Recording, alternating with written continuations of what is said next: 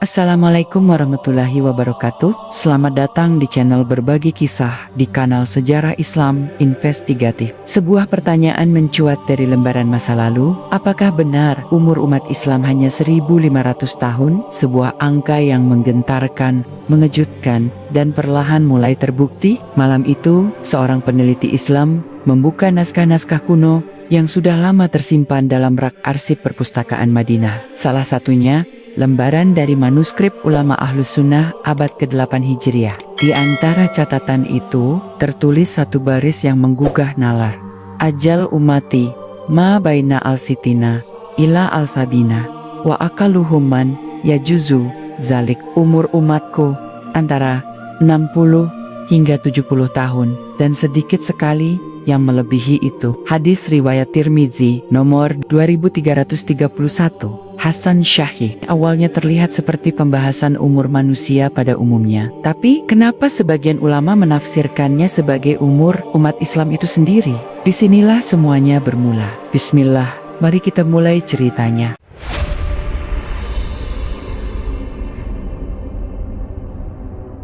Riwayat lain yang lebih mencengangkan datang dari Imam Ahmad dalam musnadnya dari Abdullah bin Amr bin Ash, bahwa Rasulullah bersabda, "Sesungguhnya apa yang ada pada kalian dari sisa-sisa umat sebelum kalian, seperti antara salat asyar hingga terbenam matahari." Umat Yahudi diberi Taurat dan mereka mengamalkannya hingga tengah hari, lalu diberi satu kirat. Umat Nasrani diberi Injil dan mereka mengamalkannya hingga asar, lalu diberi satu kirot. Dan kalian diberi Al-Quran dan mengamalkannya hingga terbenamnya matahari, dan kalian diberi 2 kirat. Hadis riwayat Bukhari nomor 557, Muslim nomor ke-2190. Riwayat ini menyiratkan bahwa umat Islam datang di akhir zaman, dan waktu mereka sangat singkat, tetapi ganjarannya lebih besar. Namun, ada hadis yang lebih kontroversial. Dalam tafsir Ibnu Katsir, saat menafsirkan Quran surat Al-Ashr, disebut bahwa umat ini memiliki masa kerja paling pendek dibanding umat-umat sebelumnya. Di sisi lain, Nabi Muhammad bersabda, "Aku diutus dan hari kiamat seperti dua ini." Lalu beliau mengisyaratkan dengan 2 jarinya, jari telunjuk dan jari tengah. Hadis riwayat Bukhari nomor 4936, Muslim nomor ke-1955. Nabi sedang menggambarkan jarak waktu yang sangat tipis antara diutusnya beliau dan terjadinya kiamat. Lalu, berapa tepatnya? Sebuah perhitungan mengerikan. Angka 1500 beberapa. Ulama klasik seperti Imam As-Suyuti dalam kitab Al-Kasif An-Mujawazat, Hazihil Ummah Alam, berpendapat tidak akan melebihi umur umat Islam dari 1500 tahun Hijriah. Bahkan Suyuti menukil dari para tabi'in seperti Kabi Al-Abar yang berkata, umur dunia ini adalah 7000 tahun. Dan dari itu, telah berlalu 5600 tahun sebelum Nabi diutus. Jika Dayetang, berarti sisa waktu setelah kenabian hanya 1400 tahun. Dan kita sekarang sudah memasuki tahun 1446 hari. Apakah ini kebetulan? Atau ada pola waktu yang sedang menuju titik akhir? Petunjuk dari Al-Quran, Allah Ta'ala berfirman dalam QS As-Sajdah ayat 5, Dia mengatur urusan dari langit ke bumi, kemudian urusan itu naik kepadanya dalam 1 hari, yang kadarnya adalah 1000 tahun, menurut perhitunganmu. Dan Quran Surat Al-Ma'arij ayat 4, Malaikat dan Jibril naik kepadanya dalam sehari, yang kadarnya 50.000 tahun. Ayat saat ini menjadi isyarat tentang waktu-waktu besar dalam skala ilahi. Ulama seperti Ibnu Qayyim dan Ibnul Jauzi menjelaskan bahwa 1000 tahun dalam Al-Quran seringkali menunjukkan batas suatu umat sebelum diganti. Artinya, bisa jadi umat Islam memiliki batasan waktu tersendiri. Jejak umat-umat terdahulu yang hancur dalam sejarah kenabian, tidak ada satupun umat yang terus eksis selamanya. Selalu ada waktu mereka runtuh. Umat Nuh, kaum Ad, Samud, Bani Israel, semuanya ada batas umur keberadaannya. Dalam hadis sahih, Rasulullah menyebut, sesungguhnya Allah menggilir urusan ini setiap 100 tahun dan menggantikan siapa yang Dia kehendaki.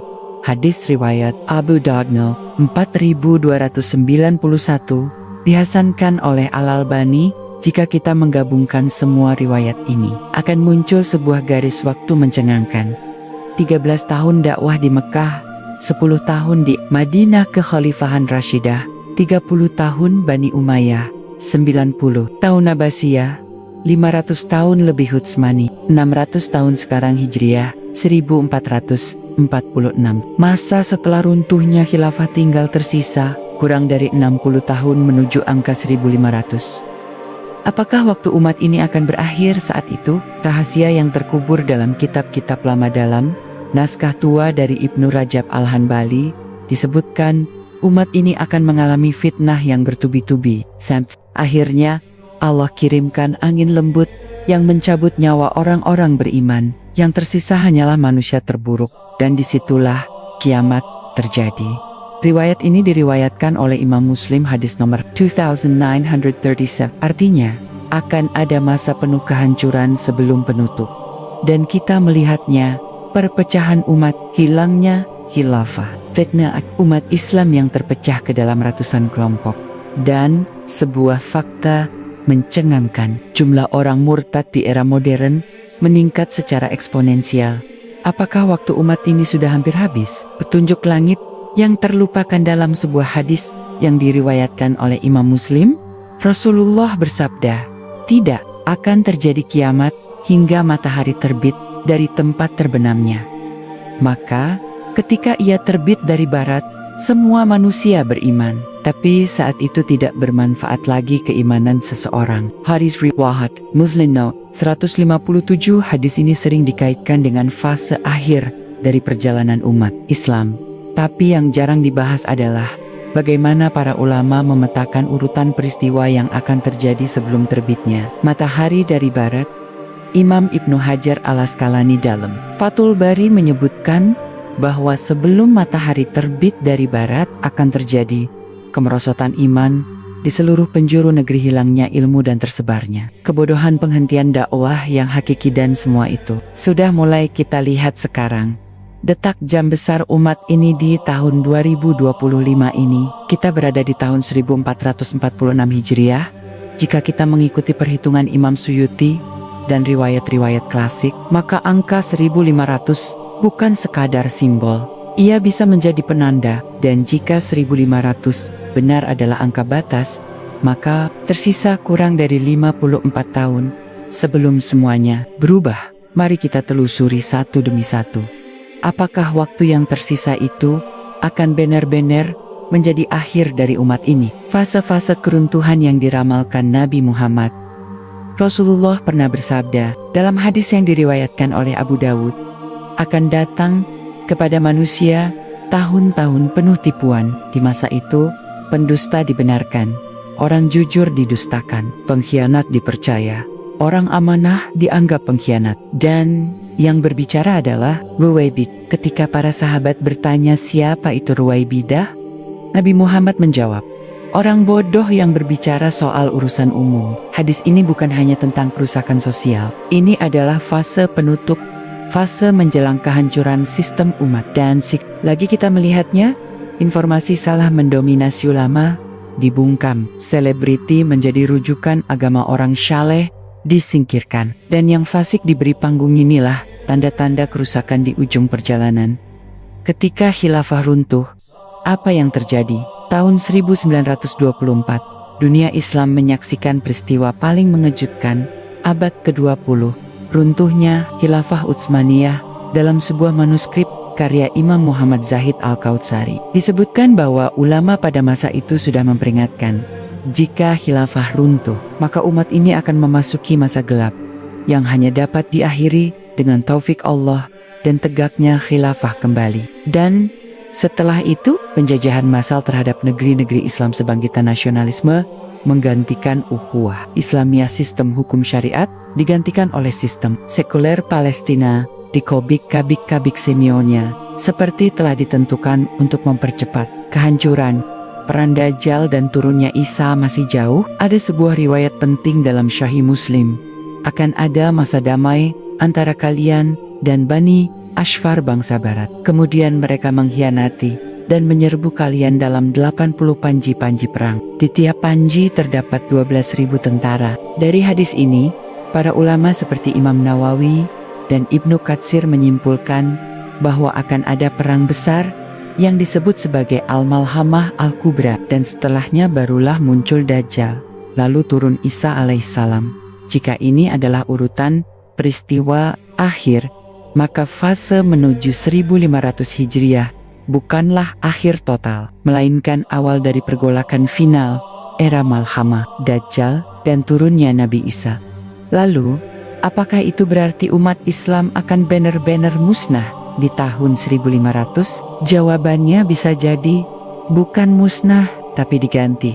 Sebuah hadis mengejutkan tentang penggantian umat dalam Quran surat Muhammad ayat 38. Allah berfirman, "Jika kamu berpaling, maka Dia akan mengganti kamu dengan kaum yang lain, dan mereka tidak akan seperti kamu." Dan dalam hadis, Rasulullah bersabda, "Akan datang kepada umatku suatu zaman di mana Islam hanya tinggal namanya saja. Al-Quran hanya tinggal hurufnya. Masjid-masjid mereka indah, tapi kosong dari petunjuk. Ulama mereka adalah saburuk-buruk makhluk di bawah langit." Hatar Al-Baihaqi dalam Syu'abul Iman dinyatakan syahih oleh Al-Albani. Ini bukan tentang kehancuran geografis, tapi tentang kerusakan esensi. Ketika umat Islam tidak lagi menjadi umat Islam, maka secara makna umat itu telah berakhir.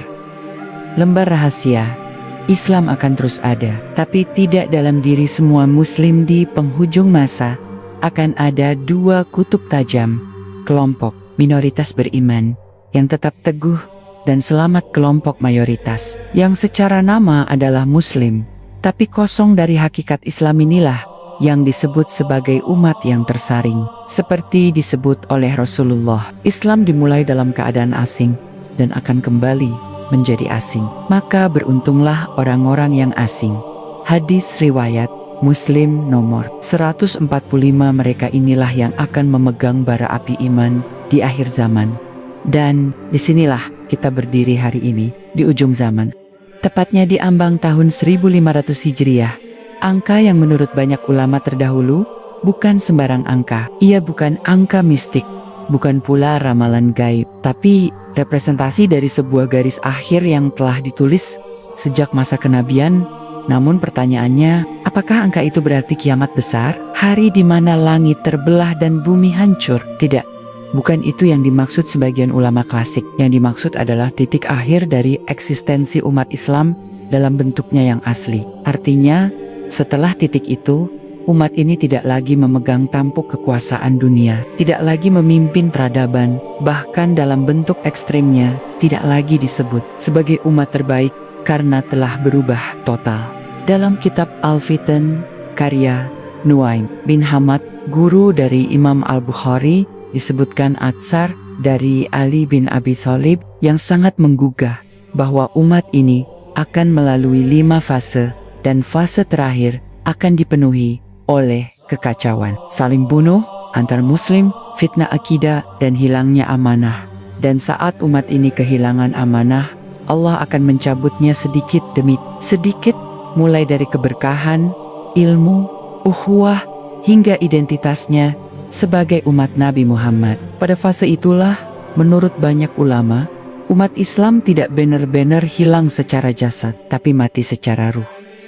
Lalu muncullah pemurnian terakhir, masa-masa yang disebut dalam hadis sebagai waktu terbitnya matahari dari barat. Pada fase ini, semua orang ingin bertaubat, tapi sudah tidak diterima lagi. Semua ingin kembali pada Quran dan Sunnah, tapi pintu itu sudah tertutup. Riwayatnya sahih, dicatat oleh Imam Muslim. Bahkan dijelaskan pula dalam Syarh Nawawi bahwa saat itu manusia tidak bisa lagi memanfaatkan keimanan karena semua sudah terlambat, dan mungkin kita adalah generasi terakhir yang masih diberi kesempatan untuk memilih jalan itu.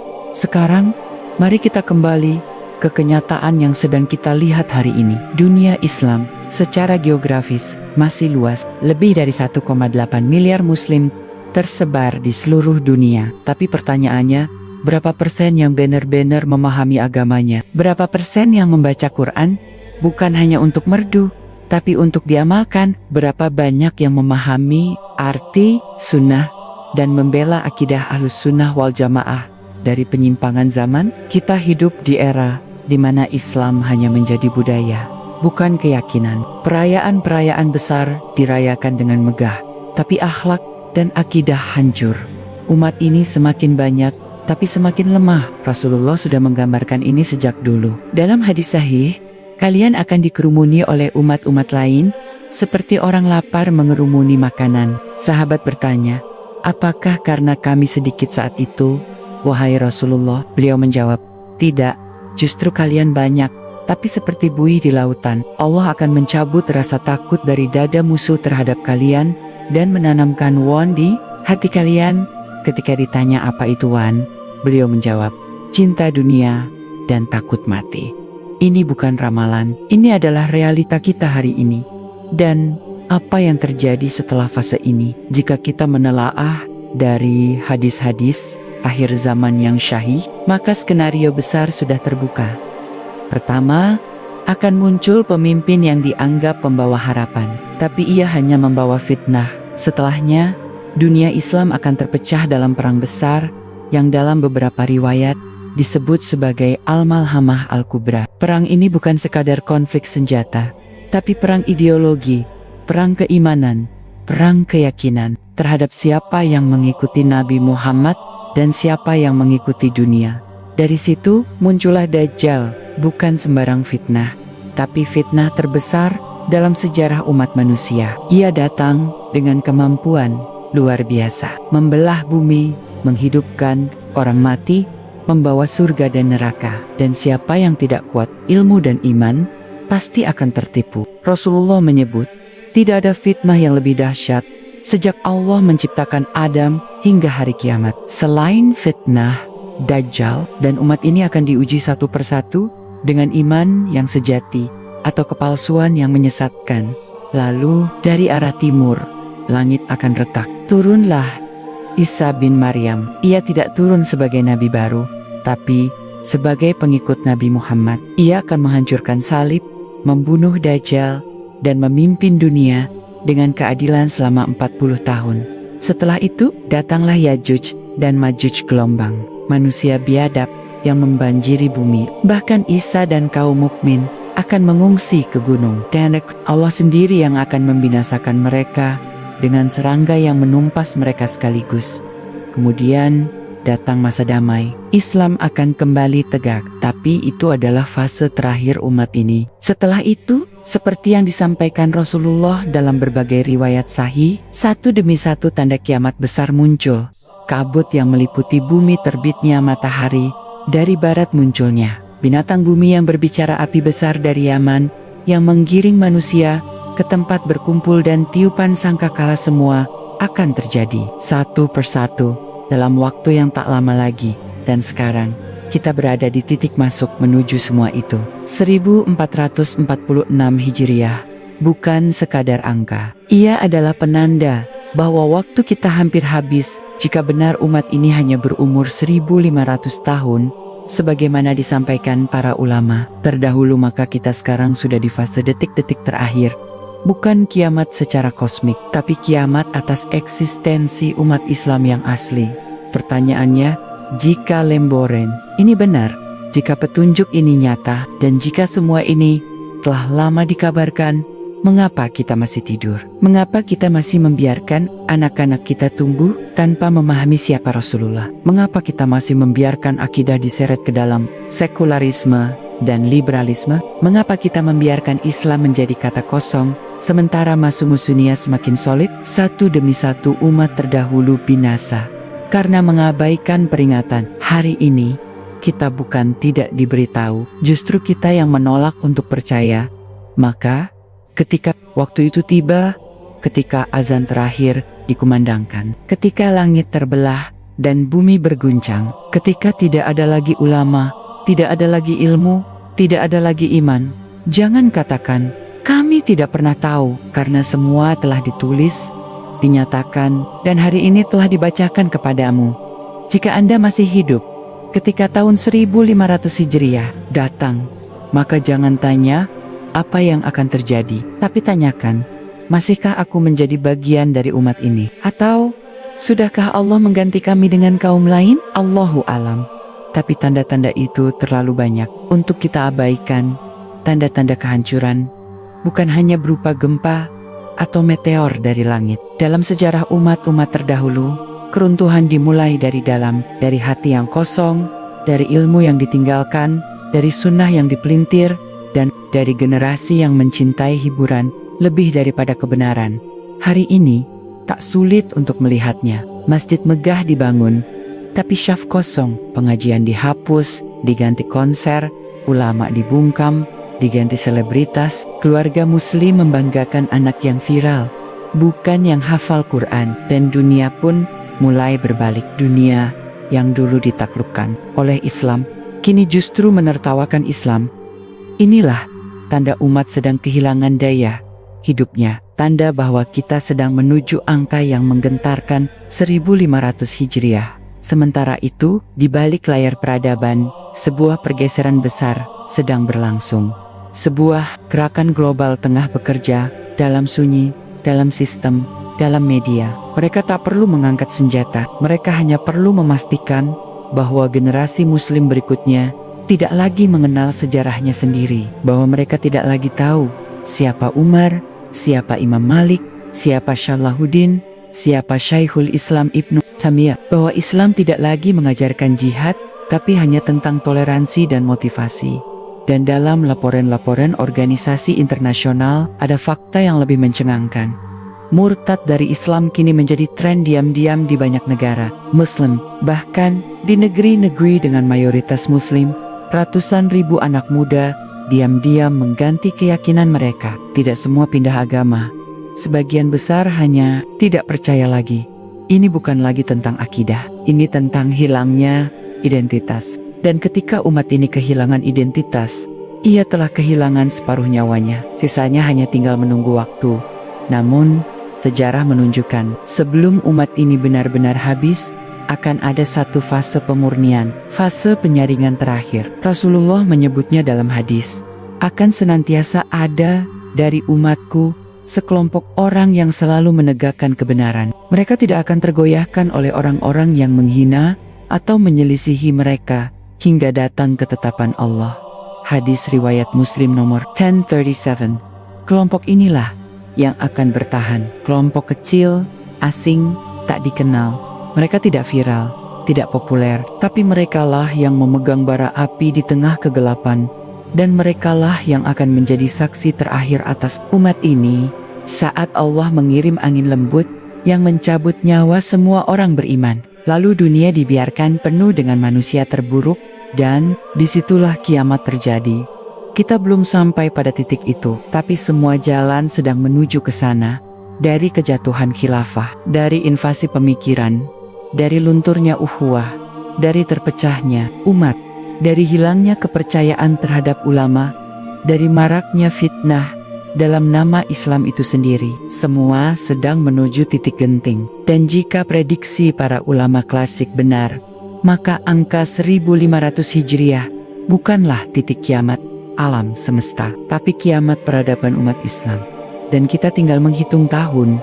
Maka kini pertanyaannya adalah, apakah ini masih bisa dicegah, ataukah semuanya sudah ditetapkan? Apakah umat ini akan bangkit kembali dalam bentuk khilafah yang dijanjikan dalam beberapa riwayat syahih? Ataukah justru akan digantikan oleh kaum lain yang lebih kuat, lebih taat, lebih lurus? Bayangkan sebuah dunia di mana kaum muslimin kembali bersatu, di mana kiblat politik, ekonomi, dan akidah umat ini kembali mengarah pada satu pusat, di mana nama Allah dan Rasul-Nya kembali diagungkan, bukan hanya dalam khutbah, tapi dalam kebijakan dan kekuasaan.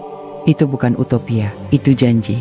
Rasulullah bersabda dalam hadis sahih, kemudian akan ada khilafah yang mengikuti manhaj kenabian. Kemudian Allah mengangkatnya jika Dia menghendaki. Hadis Ahmad, Abu Dawud, dinilai hasan oleh Al-Albani. Hadis ini berbicara tentang sebuah fase tepat setelah masa kegelapan, Setelah raja-raja zalim dan pemimpin boneka, para ulama Ahlus Sunnah meyakini bahwa janji ini akan terjadi sebelum akhir zaman. Benar-benar datang. Tapi yang tidak banyak diketahui adalah fase ini juga merupakan ujian terakhir bagi umat ini karena khilafah. Kedua, sebagaimana yang dijanjikan, bukanlah sistem yang otomatis menyelamatkan seluruh umat, tapi saringan terakhir di mana siapa yang betul-betul mencintai Islam akan bangkit dan siapa yang selama ini hanya ikut-ikutan akan tersingkir.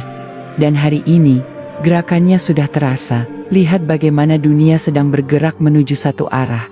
Perang, pemikiran, rekayasa sistem keuangan, pelucutan hukum syariah, pencabutan identitas Islam dari generasi muda. Semuanya diarahkan agar ketika khilafah itu benar-benar bangkit, ia tidak lagi disambut oleh umatnya sendiri. Ini bukan teori konspirasi. Ini strategi lama yang pernah digunakan oleh Bani Israel ketika membelot dari Musa. Ketika mereka mengatakan, "Pergilah engkau bersama Tuhanmu, kami akan duduk di sini saja." Umat ini bisa mengulang kesalahan yang sama. Don bisa.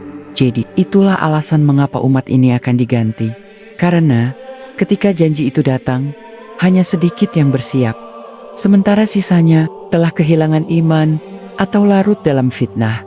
Namun jangan salah, di balik semua kegelapan itu masih ada cahaya. Sebuah hadis yang sangat menggugah diriwayatkan oleh Abu Nuaim dalam Hilyatul Aulia menyebutkan, akan datang seorang pemimpin dari umatku, namanya seperti namaku, nasabnya seperti nasabku. Ia akan memenuhi bumi dengan keadilan sebagaimana sebelumnya dipenuhi oleh kezaliman. Hadis riwayat Abu Dawud, Ahmad, dinyatakan sahih oleh Al-Albani. Ia bukan nabi, ia bukan mukjizat, tapi seorang pemimpin akhir zaman dari keturunan Nabi Muhammad yang Allah takdirkan muncul saat umat ini benar-benar diambang kehancuran. Dan menurut banyak ulama, termasuk Ibnu Katsir, fase kemunculan Al-Mahdi akan terjadi sebelum tahun-tahun terakhir umat ini. Artinya, bisa saja kita adalah generasi yang akan menyaksikan itu. Namun, apakah kita akan berada di pihak Al-Mahdi atau justru menentangnya? Itu bergantung pada satu hal. Apakah kita sudah siap sejak sekarang? Karena Al-Mahdi tidak datang untuk membuat umat ini nyaman, tapi untuk membangkitkannya dari tidur panjang. Ia akan membawa umat ini ke medan jihad, bukan pesta. Ia akan mengembalikan hukum Allah, bukan hukum manusia. Dan itu akan membuat banyak muslim modern terkejut.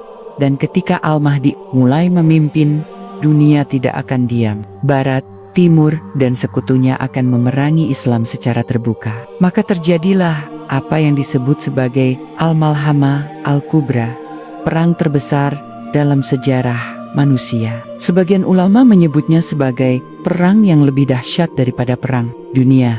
Kita sedang menuju ke sana, perlahan tapi pasti, dan waktunya tidak lama lagi. Setelah Al-Mahdi, fitnah terbesar umat ini muncul, Dajjal. Dan disinilah titik penghabisan umat ini diuji. Siapa yang tidak punya ilmu dan iman akan hancur. Siapa yang mengikuti hawa nafsu akan ikut Dajjal. Siapa yang cinta dunia akan meninggalkan Islam. Maka datanglah Nabi Isa alaihissalam menjadi penyelamat, membunuh Dajjal, dan mengakhiri fitnah. Setelah itu, fase kedamaian kembali hadir. Tapi hanya sebentar, karena Allah tidak akan membiarkan dunia ini kekal. Setelah semua itu, Allah kirimkan angin lembut. Menurut hadis sahih riwayat Muslim, angin ini akan mencabut nyawa setiap orang beriman. Yang tersisa di muka bumi hanyalah manusia-manusia terburuk. Mereka itulah yang akan menyaksikan tiupan sangkakala pertama. Langit terbelah, laut mendidih, bintang-bintang berjatuhan, gunung-gunung beterbangan seperti kapas, dan semua berakhir. Namun sebelum semua itu, ada satu angka yang terus membayangi, 1500 Hijriah. Jika benar, maka kita sedang berada di fase akhir, bukan dalam hitungan milenium, tapi dalam hitungan dekade, kurang dari 60 tahun. Dan mungkin lebih cepat, kita tidak tahu pastinya. Tapi, semua tanda-tandanya sudah sangat jelas. Tinggal satu pertanyaan, apakah kita akan menjadi saksi dari kebangkitan atau kehancuran? Dari semua hal yang membuat umat ini lengah, Satu fakta paling mengerikan adalah ini. Banyak dari umat Islam sendiri yang tidak tahu bahwa mereka sedang dijauhkan dari kebenaran. Mereka hidup di tengah kabut informasi, dikelilingi oleh media, kurikulum, dan narasi publik yang telah didesain bukan untuk mengajarkan Islam, tapi untuk menghapus Islam dari akarnya. Inilah fase terakhir dari sebuah rencana jangka panjang. Bukan hanya rencana iblis, tapi juga rencana manusia-manusia yang telah mengabdikan dirinya untuk menjauhkan umat ini dari takdirnya. Mereka tidak perlu datang dengan senjata. Mereka hanya perlu satu hal, membuat umat Islam melupakan siapa dirinya. Maka pertanyaannya muncul, kenapa semua ini disembunyikan? Kenapa kita tidak pernah diajarkan bahwa umat ini mungkin hanya diberi waktu 1500 tahun? Kenapa hadis-hadis akhir zaman tidak pernah dibahas secara mendalam di masjid, sekolah, atau pesantren? Kenapa kitab-kitab klasik para ulama Ahlus Sunnah yang memetakan tanda-tanda akhir zaman hanya dianggap cerita horor dan bukan kajian serius? Jawabannya sederhana, karena jika umat ini sadar, mereka akan bangkit. Dan kebangkitan umat Islam adalah ketakutan terbesar musuh-musuhnya. Jika generasi muslim mengetahui bahwa mereka sedang diambang kehancuran, maka mereka akan kembali kepada Al-Quran dan Sunnah. Mereka akan kembali mempelajari tauhid, jihad, adab, dan warisan para ulama salaf. Mereka akan berhenti mengejar dunia dan mulai menyiapkan akhirat. Dan jika itu terjadi, maka sistem dunia yang kini berdiri akan roboh. Sebab sistem dunia saat ini hanya bisa bertahan jika umat Islam tetap tertidur. Tidur dalam fata morgana teknologi, tidur dalam jebakan kapitalisme, tidur dalam euforia budaya populer, tidur dalam label Muslim modern yang sebenarnya kosong dari ruh Islam. Inilah alasan mengapa sejarah akhir zaman sengaja disimpan di rak belakang. Mengapa tokoh-tokoh seperti Imam Suyuti, Ibnu Katsir, Nu'aym bin Hamad, dan Ibnu Rajab jarang sekali dikaji secara tuntas. Karena mereka berbicara tentang sesuatu yang tidak diinginkan oleh penguasa dunia, kebangkitan umat Islam yang tahu bahwa waktunya hampir habis. Namun, sebagaimana yang dijanjikan Allah, kebenaran tidak akan bisa disembunyikan selamanya. Hari ini, generasi baru mulai bangkit. Mereka membaca kembali kitab-kitab tua. Mereka menemukan peta waktu yang selama ini dilupakan. Mereka membaca tanda-tanda zaman dengan teliti, dan mereka sadar apa yang terjadi hari ini bukan kebetulan. Mereka sadar bahwa umat ini sedang diarahkan menuju fase penggantian. Sebagaimana disebut dalam Quran surat Muhammad ayat 38, jika kalian berpaling, maka Allah akan mengganti kalian dengan kaum lain, dan mereka tidak akan seperti kalian. Mereka sadar bahwa penggantian ini bukan hanya soal jumlah, tapi soal kualitas. Bukan tentang siapa yang mengaku muslim, tapi siapa yang benar-benar menegakkan Islam.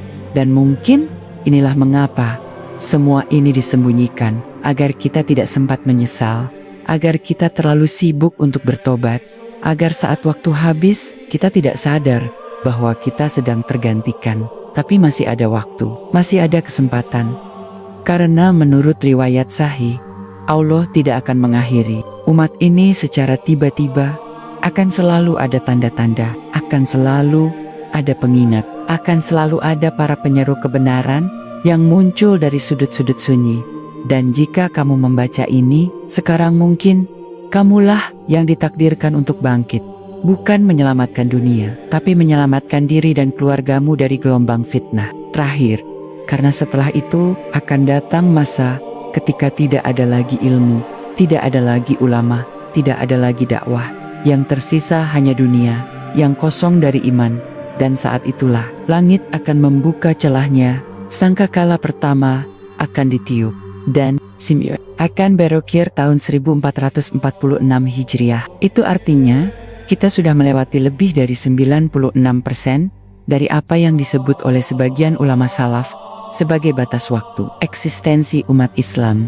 Angka 1500 bukan sekadar simbol atau prediksi kosong, tapi sebuah peringatan yang selama bada-bada baut dikunci rapat dalam kitab-kitab tafsir dan syarah hadis. Mereka yang membacanya menganggap itu hanya ijtihad. Mereka yang menyembunyikannya tahu bahwa jika angka ini sampai menyadarkan umat, maka dunia akan umat ini akan bergerak, mereka akan bangkit dari tidur panjang, dan itu adalah hal terakhir yang diinginkan oleh kekuatan-kekuatan besar dunia. Kita hanya punya kurang dari 54 tahun menuju 1500 Hijriah. Jika kita membaginya dalam satuan waktu yang lebih kecil, maka dalam 5 tahun ke depan, generasi saat ini akan menentukan arah baru. Akankah kembali kepada manhaj salaf atau tenggelam dalam sekularisme total? Dalam 10 tahun ke depan, akan terjadi pertarungan pemikiran besar antara Islam murni dan Islam yang dipelintir demi kepentingan ideologi global dalam 20 tahun ke depan. Menurut banyak pakar dunia, populasi umat Islam akan menjadi mayoritas global. Tapi, kualitas iman mereka diprediksi akan menjadi titik terendah dalam sejarah. Dalam 30 tahun ke depan, kita akan menyaksikan hilangnya generasi terakhir dari para ulama ahlus sunnah yang masih menyambung sanad ilmu dengan ulama-ulama besar terdahulu.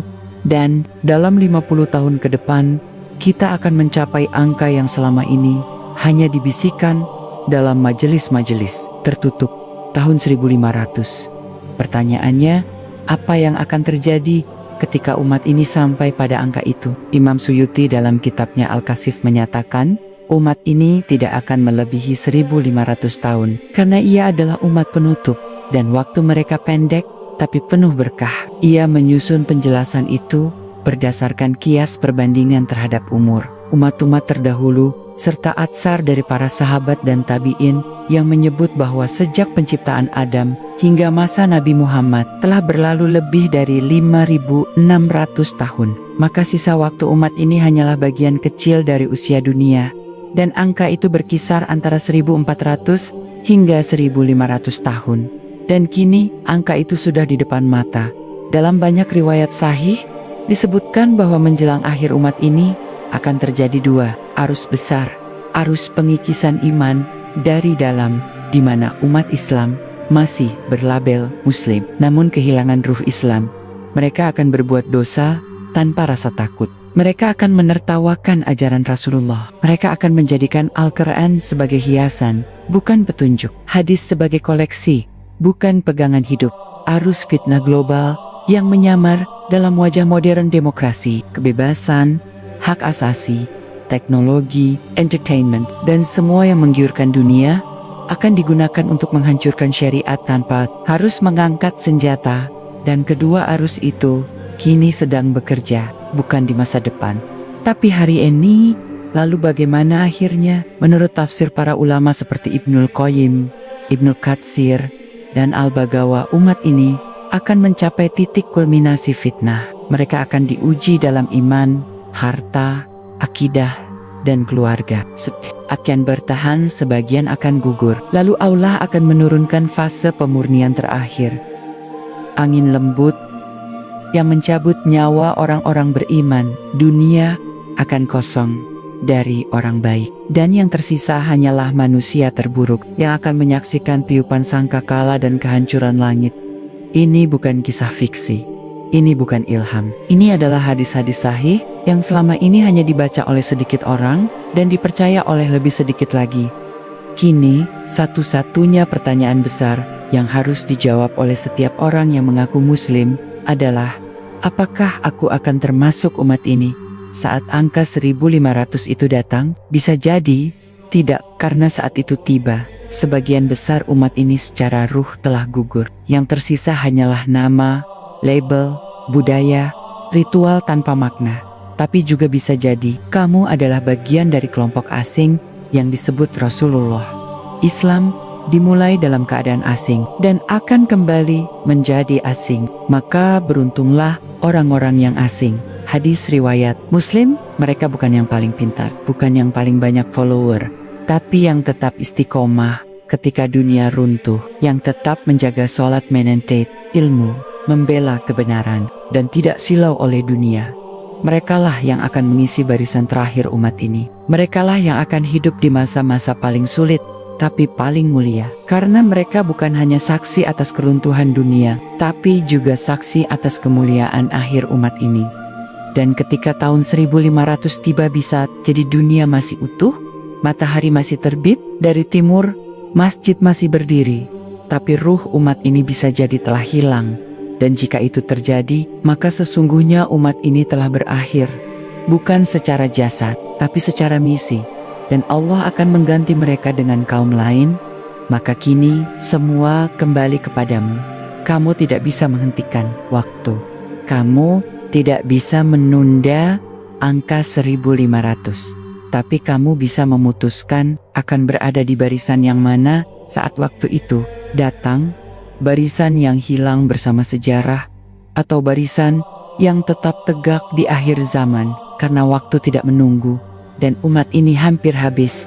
Jika benar umat Islam hanya diberi waktu 1500 tahun, maka kita kini sedang berada dalam tahap terakhir dari perjalanan panjang sebuah risalah agung. Dan tahapan akhir ini, menurut banyak ulama, Ahlus Sunnah, bukanlah waktu untuk mencari ketenangan dunia, tetapi waktu untuk bersiap menghadapi ujian terbesar dalam sejarah umat manusia. Kita buka salah satu manuskrip tua yang jarang disebut, Tafsir Al-Kabir, karya Fakhruddin Ar-Razi. Dalam penafsirannya terhadap Quran Surat Al-Araf 34, ia menuliskan, setiap umat memiliki ajal, dan ajal itu tidak akan mundur atau maju walau sesaat. Maka jika umat ini telah mencapai batasnya, tidak ada lagi yang dapat menahannya. Ini bukan hanya berbicara tentang ajal individu, tapi ajal umat secara kolektif. Ulama seperti Imam At-Tabari juga menafsirkan ayat ini dalam konteks lebih luas, bahwa setiap peradaban, termasuk umat Islam, punya siklus hidup yang ditetapkan. Allah, riwayat-riwayat syahid tentang akhir zaman tidak muncul begitu saja. Ia adalah bagian dari rencana besar Allah untuk menunjukkan bahwa kebenaran Islam itu tidak selamanya berada dalam kondisi menang. Umat ini pernah berjaya, tapi juga akan diuji dengan kemunduran besar, bukan karena lemahnya syariat, tapi karena kelalaian para pengikutnya. Dan jika NK 1500 adalah benar, berdasarkan perhitungan Atsar KB Al-Ahbar, penafsiran Imam Suyuti, dan pola waktu dalam hadis-hadis syahih, maka sekarang kita tinggal menghitung puluhan tahun terakhir, yaitu generasi, mungkin bahkan kurang. Apa yang harus kita lakukan? Ini bukan saatnya sibuk memetakan konspirasi. Ini saatnya kembali memegang peran sebagai umat terbaik, sebagaimana disebut dalam Quran Surat Ali Imran ayat 110.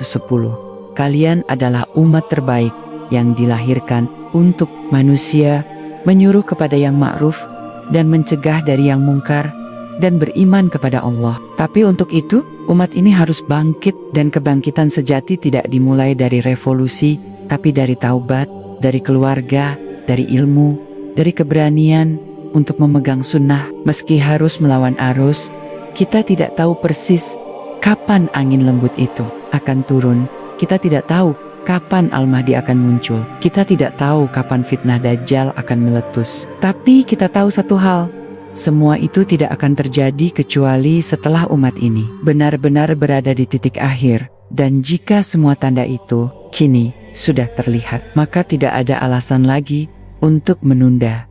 Kini mari kita buka penutup dari semua catatan yang selama ini dikunci rapat. Catatan yang berisi pesan para ulama terdahulu kepada generasi yang hidup mendekati akhir zaman. Jangan tertipu oleh jumlah. Umat ini akan banyak, tapi rapuh. Jangan bangga dengan nama Islam jika tidak dibarengi pemahaman dan pembelaan terhadap syariat.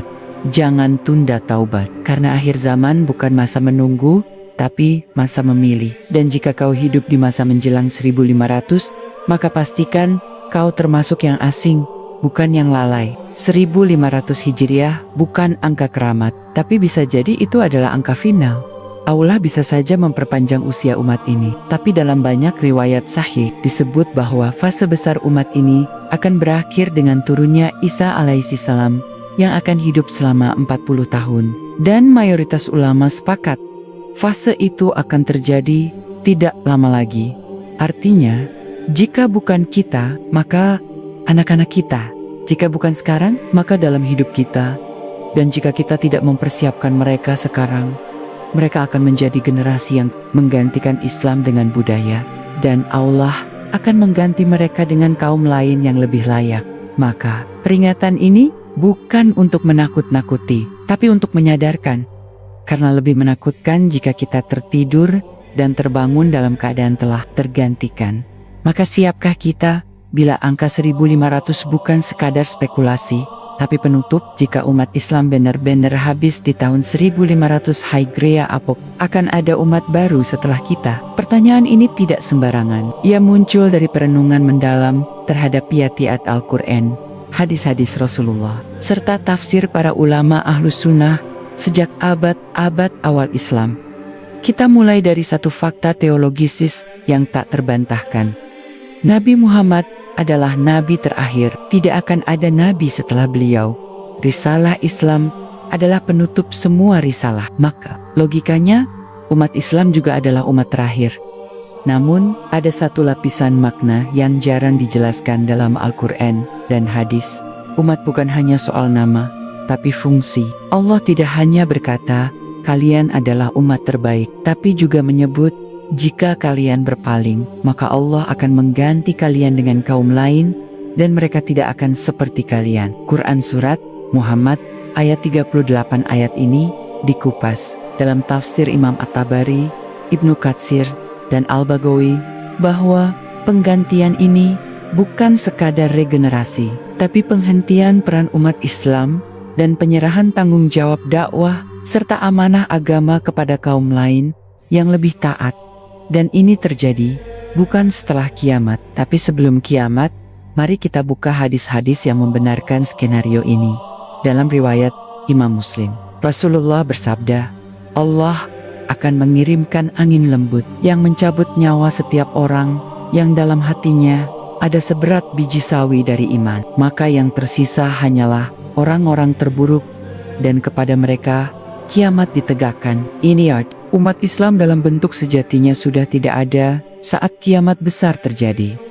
Yang tersisa hanyalah nama-nama, tubuh-tubuh, mungkin juga sisa peradaban, tapi tidak ada lagi yang menyebut Allah dengan jujur dari hatinya. Dan pada saat itulah, sebagaimana sabda Nabi Muhammad, Al-Quran akan diangkat dari dada dan mushaf dalam satu malam. Tidak akan ada yang mengingat satu ayat pun.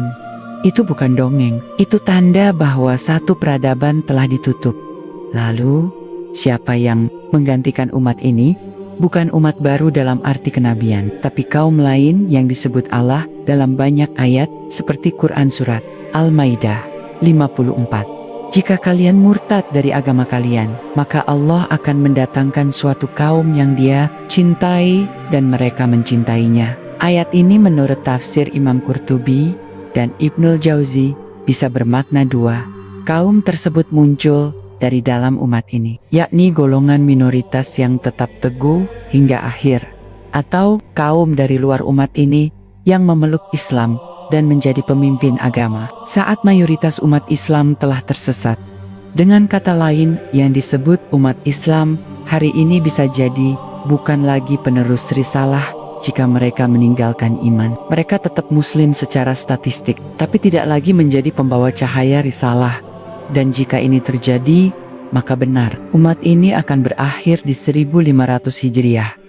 Bukan karena kiamat, tapi karena Allah tidak lagi mempercayakan agamanya kepada generasi ini. Lalu apakah ini bisa dicegah? Sebab ulama salaf menyebut, jika Allah belum turunkan keputusannya, maka harapan masih terbuka. Artinya, jika umat ini bertobat bukan sekadar lisan, tapi kembali menegakkan syariat, menuntut ilmu, meninggalkan bidah, meninggikan sunnah, membersihkan akidah, dan menyiapkan diri untuk fitnah akhir zaman, maka Allah bisa menangguhkan kehancuran, sebagaimana Allah menangguhkan azab atas kaum Yunus, sebagaimana Allah tidak membinasakan kaum Musa hingga Fir'aun benar-benar melampaui batas, sebagaimana Allah menjaga Mekah dari pasukan gajah, karena masih ada janin Rasulullah di dalam rahim Aminah.